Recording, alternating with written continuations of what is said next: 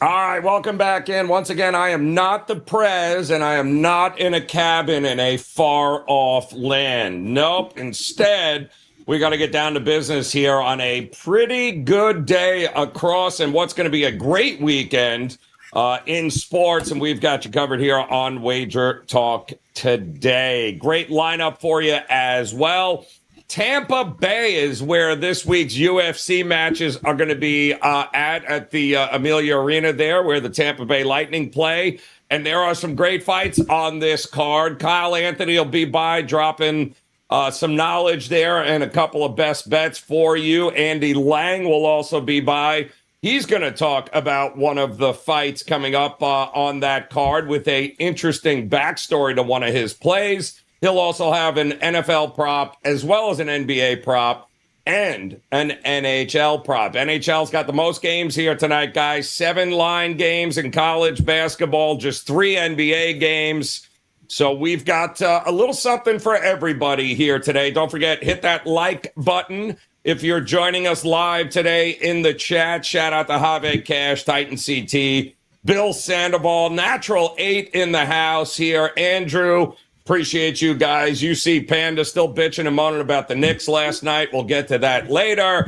But let's dive in right off the bat to some college basketball because we have Adam Trigger in the house, and nobody has been crushing it in college hoops like Trig, coming off an undefeated day yesterday. Trig, for the clients. And I know I saw you on the morning wager with Mark Zinno, and you're giving out Colgate taking 30-plus points. They didn't need that last night either. However, this Iowa State rivalry, I think one of the more underrated ones in college basketball, and a lot of that has to do with, I believe, like the last 5 or 6 of these matchups have been absolute blowouts by one side or the other. Nothing less than 14 points. I'm seeing 6.5, somewhere in that ballpark here for Iowa State. What do you think we're going to get here on the road? Yeah, I mean, listen, it's a great rivalry, the Cy-Hawk rivalry. I know it's like Drew Martin Bett's favorite thing to say. It's his favorite rivalry. Anytime it comes up, he gets fired up. But it'll be an awesome atmosphere. Carver Hawkeye is going to be bumping tonight. I think the number is a little like if you forced a side opinion out of me, I'm going to talk about the total, but like 6.5 did seem, I guess, a little bit high. I made the number 5, so there was some value. I think it's been bet down a little bit, but really tough to kind of like land on the side in this one against the number. You referenced the fact that some of these have turned into blowouts. I don't think that really, it's probably like, I don't think there's anything to that really. I don't think it means this one's going to be a blowout. What I do think is going to happen here, though, Joe, I think we're going to see a lot of points. And I think that's the odds makers are telling you we're going to see a lot of points with a total of 159.5.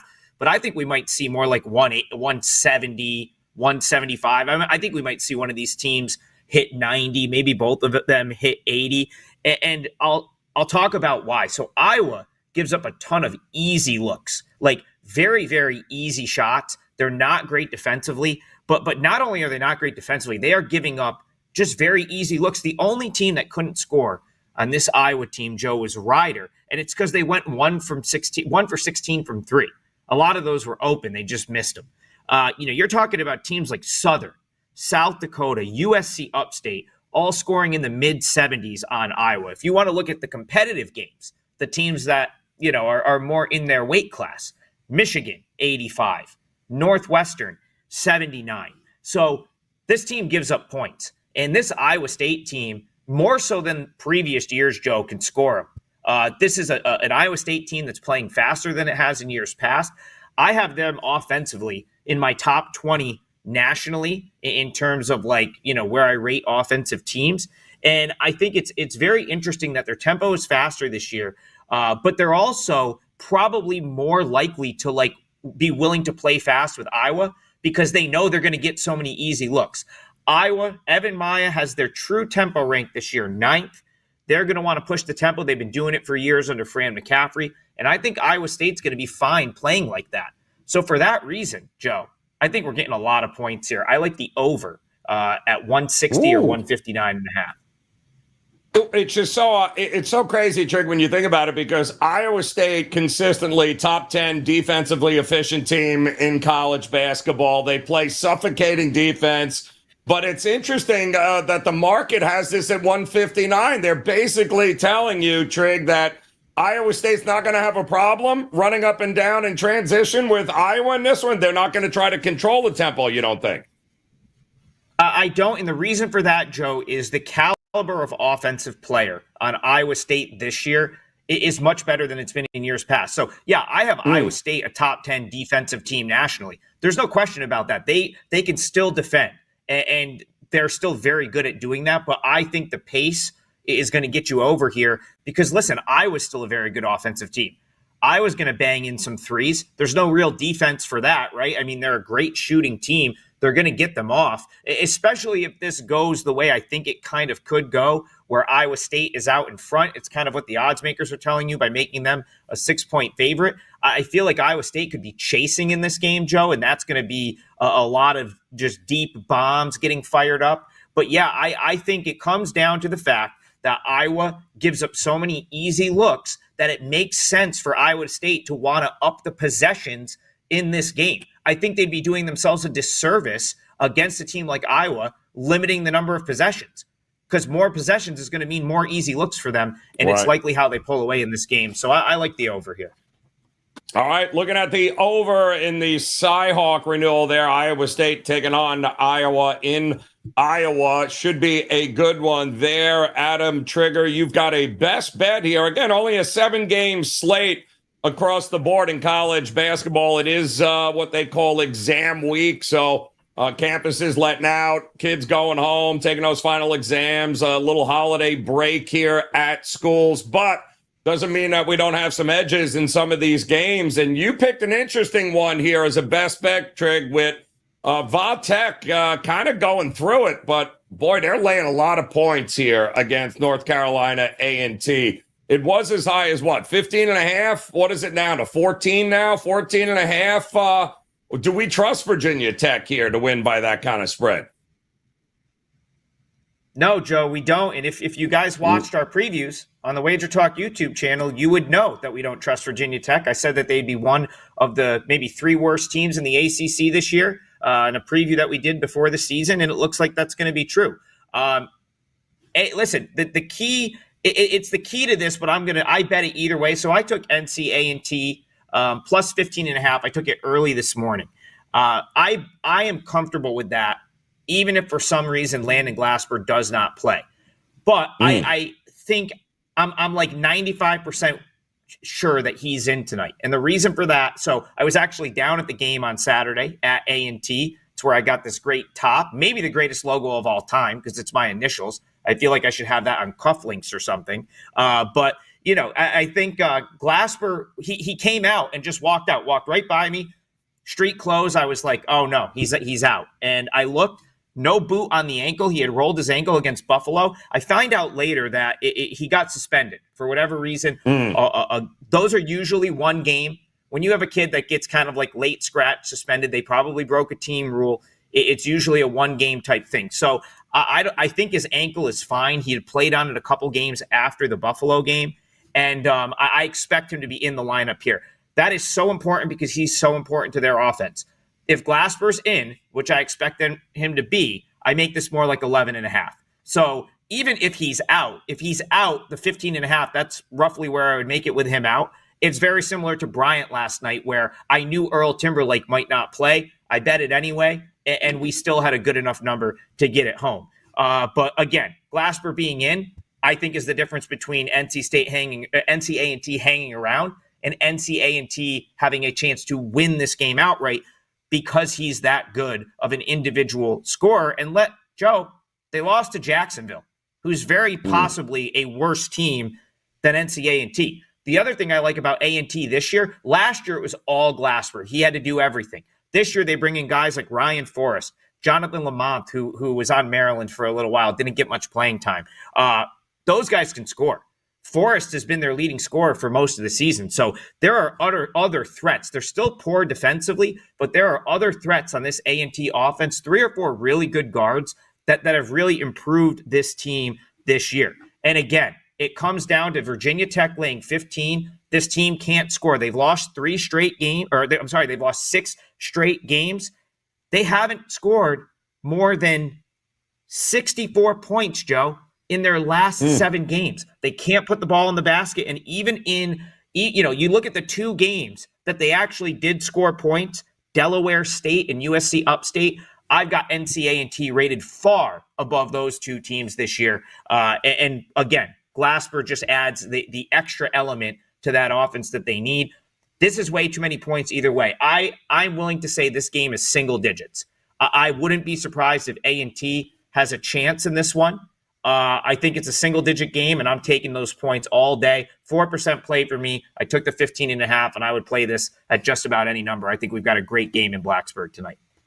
All right, taking the points here with North Carolina. A&T is the way to go. Trig has been crushing it in college hoops, guys. No reason for you not to visit his page over at WagerTalk.com. In fact, Trig, we got a great deal right now with a 7-day all-access pass. You can get a couple of extra days right now, 10 days total for $99. What would folks get over at your page at WagerTalk now? Yeah, listen, guys, great time to use the 10-day on me. Finals week is where Trig typically cooks. The reason is all these teams, like you're going to have shows where people just suddenly became an NCA&T expert because there's only 7 games today. I've been watching this team all year. I was just down at their gym on Saturday. These types of matchups where the team like the Bryant, the Colgate step up, and now they're playing like a team from a power conference. I've typically thrived in these over the years. And then last night I had Bryant and Norfolk State, both winners, and I should have had Colgate too.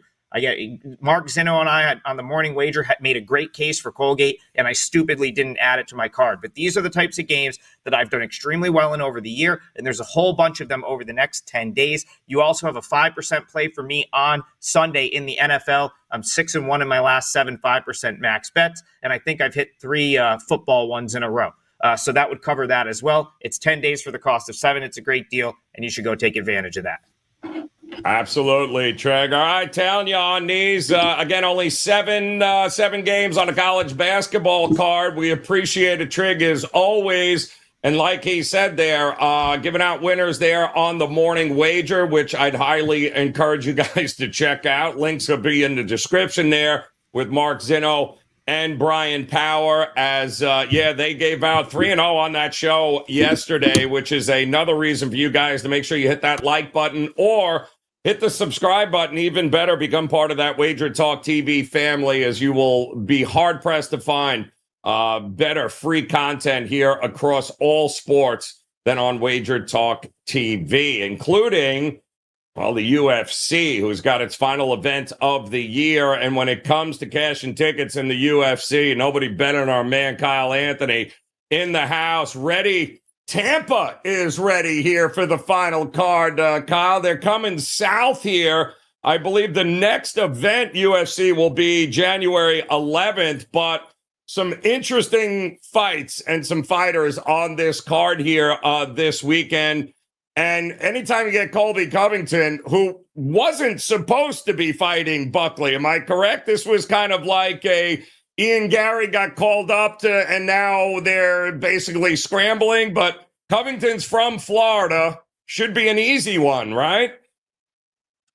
Well, this one here, definitely an interesting one here. You've got Joaquin Buckley, who is around the minus 275 mark. You got Covington, not used to seeing him at this price tag of plus 225. And normally you know what you're getting with Colby Covington, the wrestling, the pressure, the pace, smothering opponents' offense. And that has worked for him here. But this is definitely a situation where there are multiple red flags on the Covington side. And the first is going to be, to your point, Joe, is the fact this is short notice for him. He's a guy that has openly said he does not want to take short notice fights. He is now change of opponents. Yes, it was Ian Gary, all these things moving around, but that's one part of it. The other part of it being the fact that he's 36 years old. He's going to be 37 in February. He's on the wrong side of 35. And this is really when we know that skills start to diminish, things start to decline, and that could be a part of this, of really the downward spiral now I think that Colby Covington is going to be involved in. And then also you got to look at the fact he's just been inactive. Since 2020, he has had 4 fights, and for a guy of his caliber, that is extremely, extremely low overall.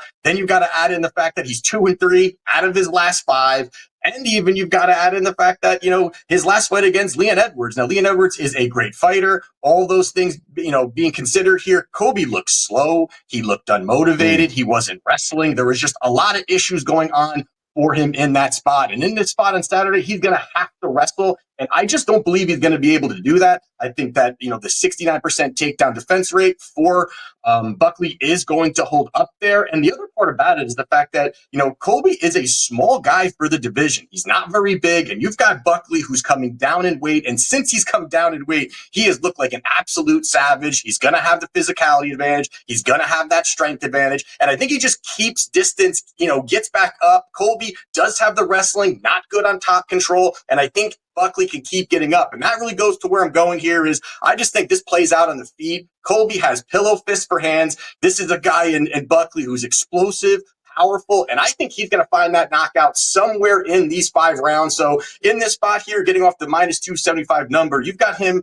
by knockout about +160, and I think that's a very likely outcome in the main event. Yeah, how does Covington keep finding himself in these spots? I mean, the last couple of fights have been championship fights. He's gotten absolutely smoked. If he does somehow win this one, isn't the next shot another one of these title fights in the welterweight division?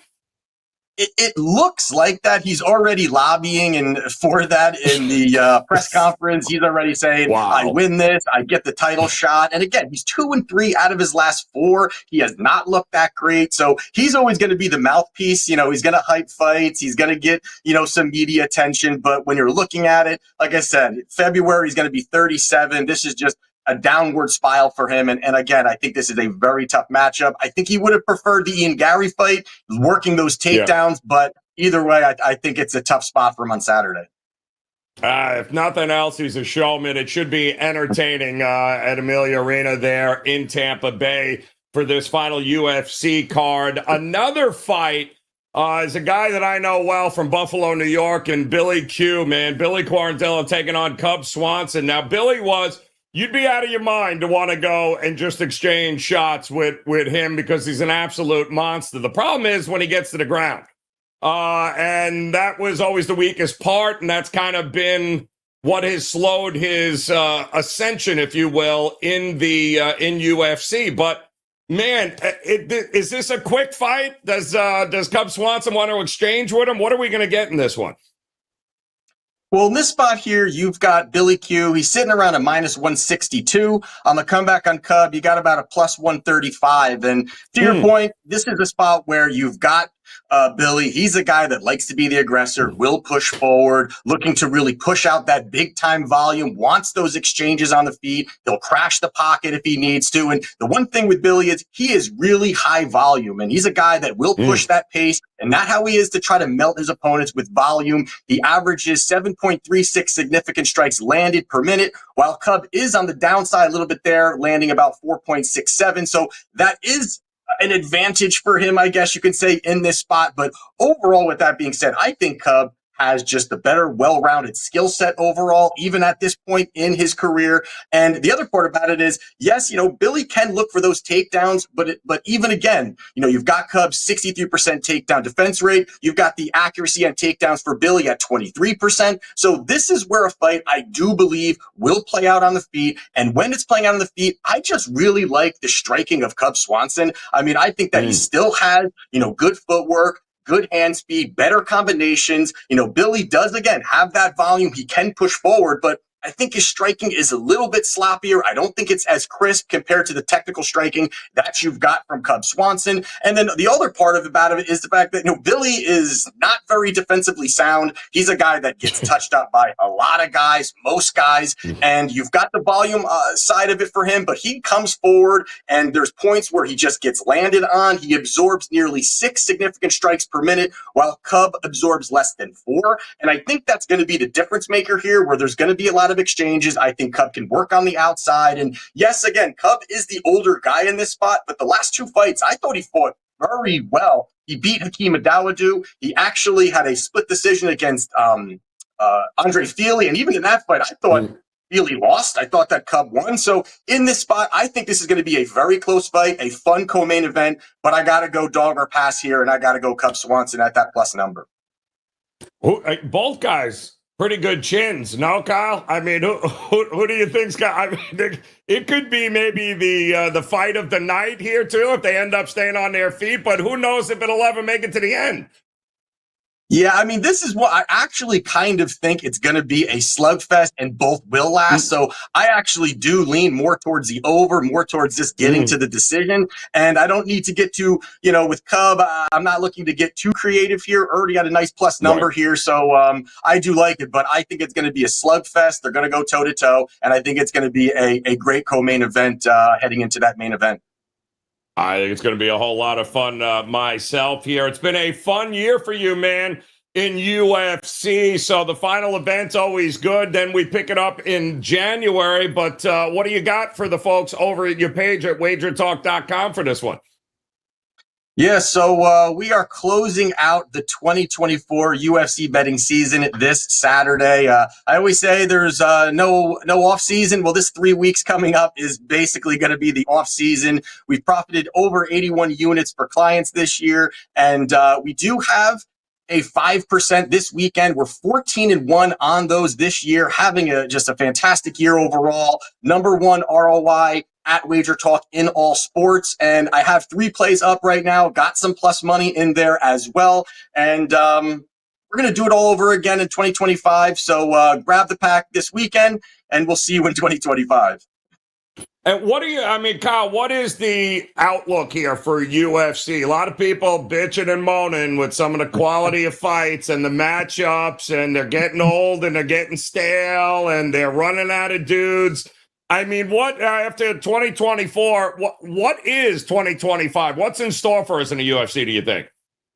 I mean, there are some absolutely fantastic matchups going into January. UFC 311 is just already stacked. They're already stacking the deck on that. And the one thing that I always say on a lot of these shows is I know that people, they love the pay-per-views. They love to bet the pay-per-views. It's going to be it's going to be the higher profile fights. It's going to be all those things. But, obviously we're profiting on these lower level cards. For me, it's not always about entertainment here. It's really about finding angles, putting our money in strong positions. And that's what we've consistently done. Even when it's in the small arena in the Apex, we found opportunity to profit. So in 2025, there are some great matchups, but I'm sure we're going to find those angles to make some money. A lot of young guys on the up and coming here in UFC. I think they'll be just fine. I wouldn't bet against Dana White. I certainly would not bet against Kyle making it another profitable 2025 in UFC. Kyle, get out of here. Enjoy your mini vacation here. Not before you cash a few more damn tickets, though, this weekend in Tampa for the final UFC match. All right, coming up, guys, we got a ton of props we're going to get to. I do want to remind you as well, college football is here. And the college football playoff, the very first college football playoff is here, which means we got a lot of great college football handicappers at WagerTalk.com. And right now, whether it be the playoffs or bowl games, which is where a lot of guys do a lot of damage this time of year because the numbers are just way off here. You can get every bowl release from your favorite handicapper right now for just $149 over at WagerTalk.com. Take advantage of that, guys. Those of you that have been cashing tickets this year in college football, there is no reason to stop now. Head over to WagerTalk. Take advantage of $149, and that is an all-access bowl package. Every bowl game, including the playoffs, right through the national championship for $149. Take advantage of that. Also, as long as you're there fiddling around with the buttons and your mouse, make sure you hit the like button. That would be really fantastic. I know Andy Lang would love you to hit the like button. He's good like that, as he's repping Indiana there, I believe, is what the shirt is. Very nice there, Andy. And you as always here on Wager Talk today. You are bringing the heat, my man. I'm counted 1, 2. We got 4 props across 4 different sports here tonight that you want to get out in the open. So let's start with Thursday Night Football, a battle of the NFC West between the 49ers and the Rams. I see a lot of people looking at the Rams side of things, but not you. You like a 49er prop. Tell me about it. Oh, is this the point where I guess? Am I supposed to lip sync? Sorry. Oh, okay, not a problem. Okay, just wanted to make sure. Oh, no. I love your thoughts on this one. Brock Purdy over 20.5 completions. He's gone over in 3 out of the last 4 weeks. The Rams have given up 20 or more completions to 5 out of the last 6 teams. Philadelphia, the only team that didn't go over, and they passed the ball the least amount in the league. But here's the thing, Joe. They are so thin at running back. I read Guarendo's going to try and play tonight after a foot sprain. Like, who's left at running back for San Francisco? To me, this screams Brock Purdy's just going to have to drop back and throw the ball quite a bit. Now you got Deebo Samuel complaining about not getting enough touches. That's always great when your star receivers bitching and moaning about not getting up. It just feels like this is going to be a pass-heavy game. Purdy's been throwing the ball quite a bit. So I like over 20.5 completions. I just don't see this as a good running game for them. Yeah, I agree. I mean, I looked at the weather, Andy. A little bit of rain there. It's going to be cold up in Santa Clara, but there, nothing crazy that would lead me to believe this is just going to be handoff left, handoff right. And I'm with you. I think the 49ers, I think they win this game here tonight. And I think a big reason of that is because Brock Purdy is going to light up that secondary like he does against other susceptible secondaries. And the Rams, like you said, not exactly. That young backfield there is not exactly going to impress. So I'm with you on that one at 20.5 completions. We just talked to Kyle, and Kyle had a couple of plays in the final UFC card here in Tampa. Andy, you have a prop, but also an interesting story with one of these fighters. So tell us about it. Yeah, it's a hilarious time of the year. This is the end of the year in UFC is where Dana White clears out the roster. He made 3 guys retire just off of the last card, 3 old guys that were done. So that's what's going on here. And Ottman Azaitar may be next on the list if he gets knocked out again. So, all right. So Joe, here's a story about Azaitar. It's one of my favorite in all of UFC. So back in 2021, he's supposed to fight Matt Frivola in Abu Dhabi. He tries to sneak a duffel bag into the UFC hotel. They catch him and they're like, "What's in the bag?" And he won't open it. So they make him leave. Joe, he climbs the balconies and the wall of the outside hotel to try and get to his room to sneak in the duffel bag. He gets caught. He won't open the duffel bag. When they ask him what was in it, Joe, you know what his response was? Potatoes.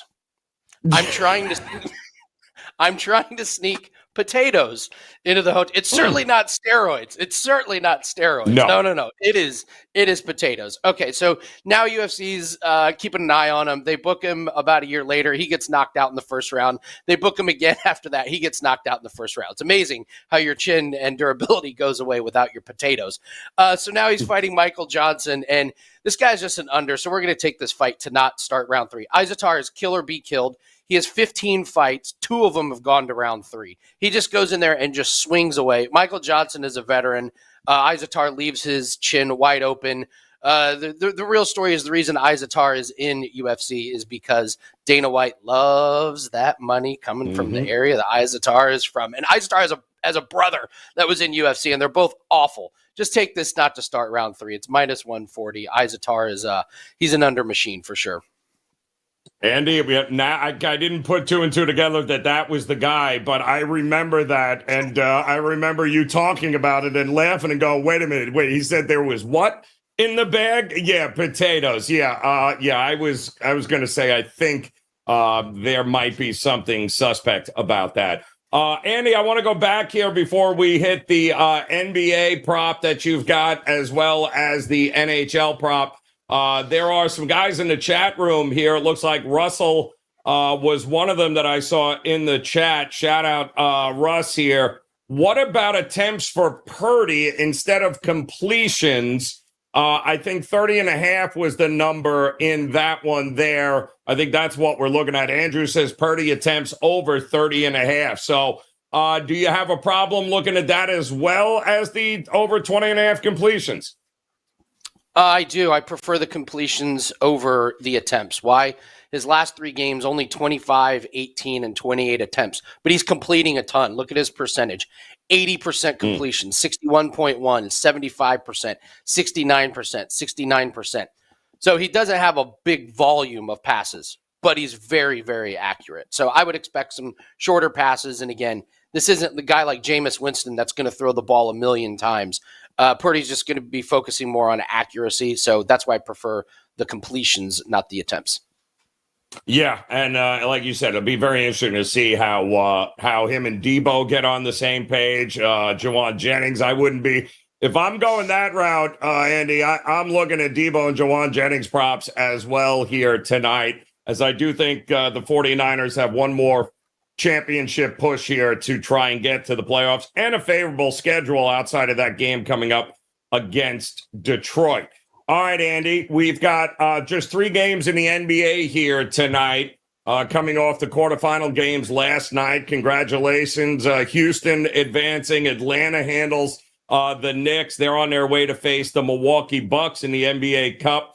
But what we got here tonight is interesting. We've got a Miami team at home taking on the Toronto Raptors, and that is where we'll find your prop here. What are you looking at?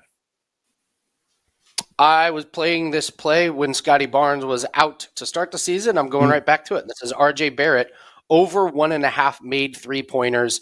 Real bummer. I was betting on Scotty Barnes. We were cashing on him over his 3-pointers, and it's really bummer that sprained ankle. They say he's going to be out a couple weeks. That looked awful. I think he's going to be out more. So we got to take some of these guys that's got to fill the spot. RJ Barrett went over this total in the first 5 games of the season without Barnes. He's gone over in 6 of the last 7 games. The last 4 games, he's averaging over 6 3-point attempts per game, and that's with Scotty Barnes. And Joe, your Miami Heat team, they give up 3.4 made threes to his position. There's a lot of points to be filled with the absence of Barnes. I watched RJ Barrett do it to start the season. I think he's going to have to shoot some more shots to keep up with Miami tonight. So give me the over 1.5 made threes for Barrett. Looking to get over. That seems like a light number because he certainly looks like he's going to have those attempts there. And who the hell knows if Jimmy Butler's still going to be on the team?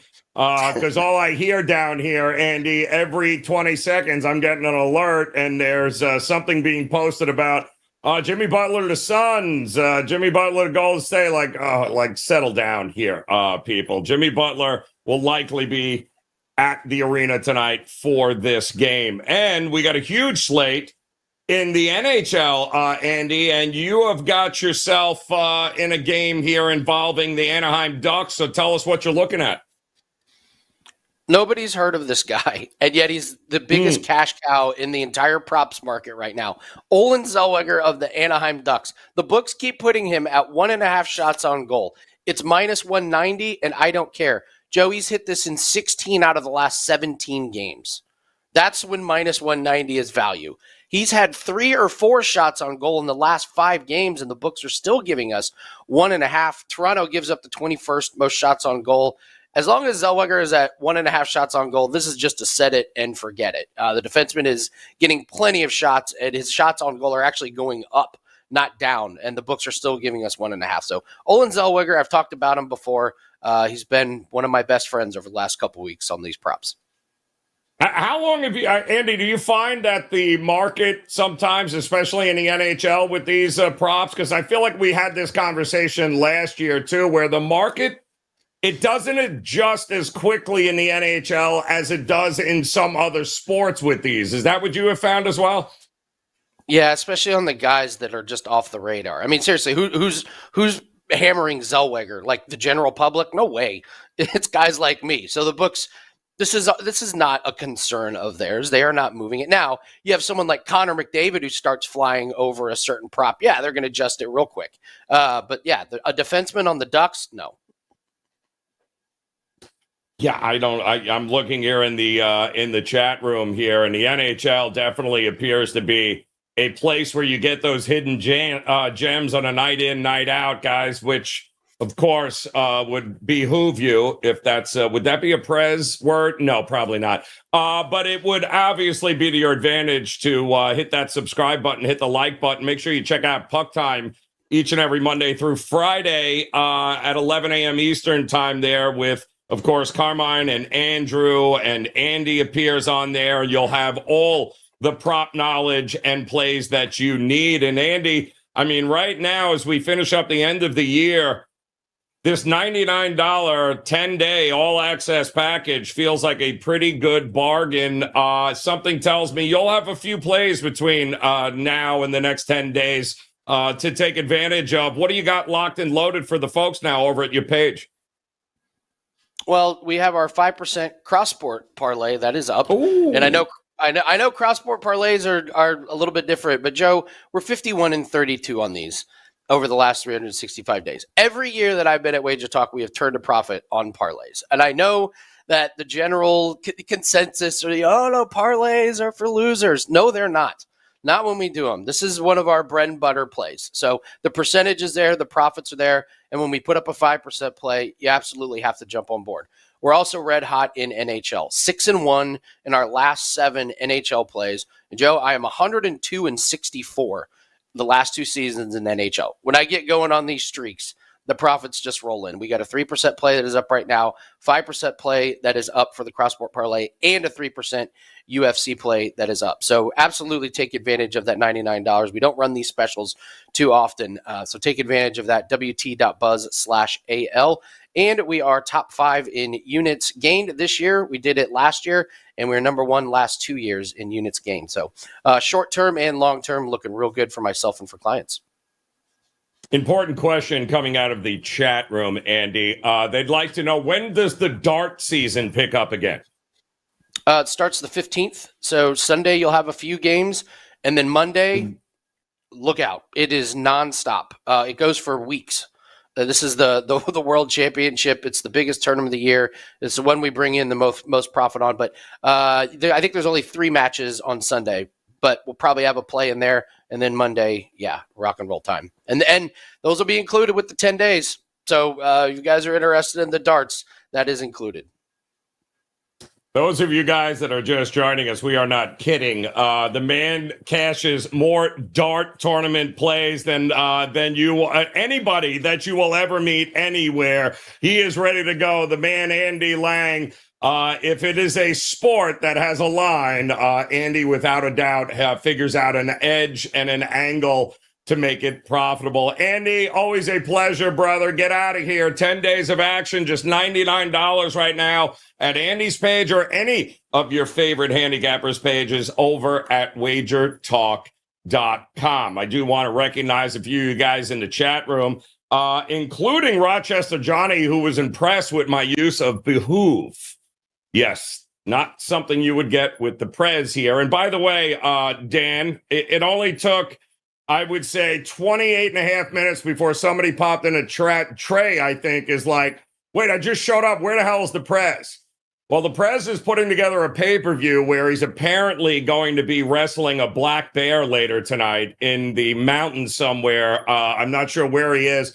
I know my money will absolutely pay to see that. Nothing like watching the Prez in a snowy field in a cabin somewhere wrestling a black bear. I think that should be fun. I was more than happy to fill in for him here today. Depending on how that goes for him, by the way, I may have to be back tomorrow, as we're not sure whether or not the Prez is going to have any sort of reception. I do want to thank you guys for hanging with us, though. Big Daddy Russell Tech in the house here. Also, Mark A. Lay it with the black bear, Mark is saying. What would that line be, chat room? I'm just curious. What would the line be, black bear or Prez? Are we talking Prez plus 200? Or are we talking Prez just LOL, as a, plus LOL, because I think that would be about that.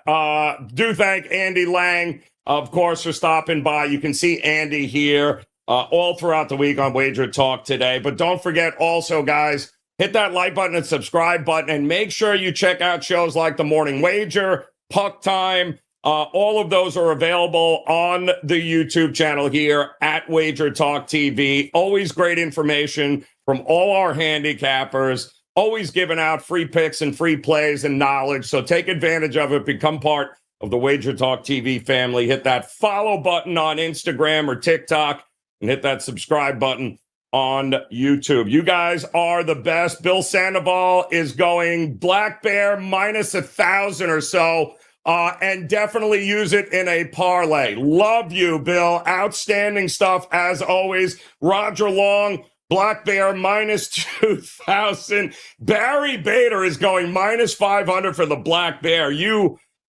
definitely overestimate the Prez's ability with a Wager Talk thong on in the snow battling a Black Bear, though. Well done, guys. Outstanding as always. We appreciate it. Thank you to Adam Trigger also for stopping by, dropping a couple of college basketball plays. We'll be back again tomorrow, guys. Maybe it's the Prez. Probably not. Black Bear minus 10,000 all the way. Guys, good luck with all the plays. We'll see you again tomorrow here on Wager Talk Today. Good luck.